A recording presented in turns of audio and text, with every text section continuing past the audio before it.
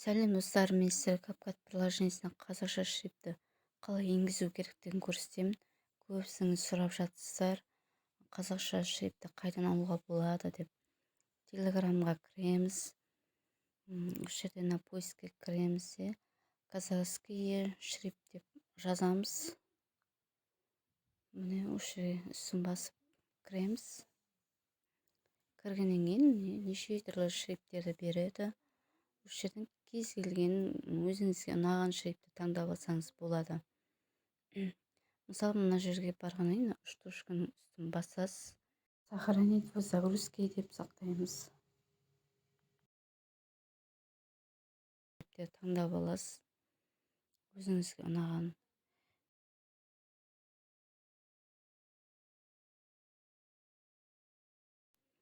Бұдан шығамыз, қайттан CapCutқа кіреміз. CapCutқа кіргеннен кейін мына жерде мен сіздерге мысал ретінде көрсетіп жатырмын. Мына проектке бір видеоны алып таңдай салдым. Осы жерден міне добавить етіп. Түсінікті болу үшін текстке кіреміз.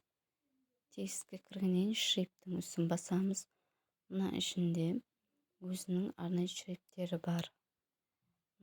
Бұл негізінде қазақша шрифттерді оқи бермейді. Сондықтан біз жаңа телеграмда келген шрифтті осы жерге әкеп қоямыз. Мен алдымен сіздерге балапандарымды жазып көрсетейін. Үлгі ретінде черный қолдым, мына светін өткен көрініп тұрсын деп. Міне осылай дайындап алдым. Енді мына жерде плюсик басқаннан загрузить файл деп шығады. Сол файлға кіргеннен кейін біз жаңа телеграмнан сақтап алған шрифттеріміз шығып тұрады. Осы шрифттердің үстін басып тұрып, шрифт загружение міне сақталды. Осылай қайттан плюске кіріп добавить деп кіреміз. Жаңа айтқанымдай, осылай шрифттердің үстін әрқайсысын басып отырып сақтап аламыз.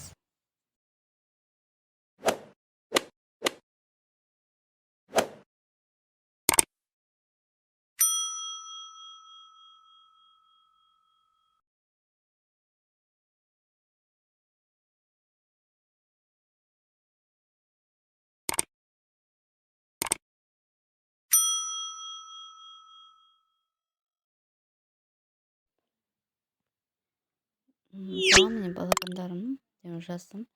Енді мына жерде мынаға кіреміз. Импортировать шрифтіне кіреміз де өзіміздің жаңа таңдаған шрифттерімізді қойып көреміз. Қайсысы әдемі келеді, өзіңізге ұнайды, соны таңдаймыз осы жерден.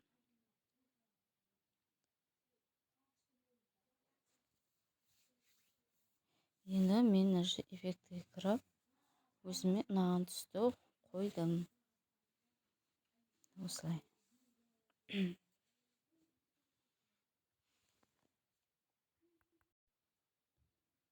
Текст жаздым. Тексттің үстін басып тұрып, видеомен бірдей қылып аламыз.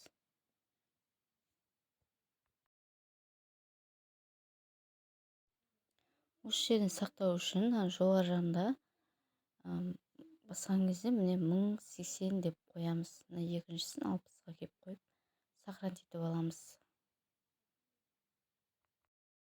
Осындай әдемі видео жасап алсаңыз болады.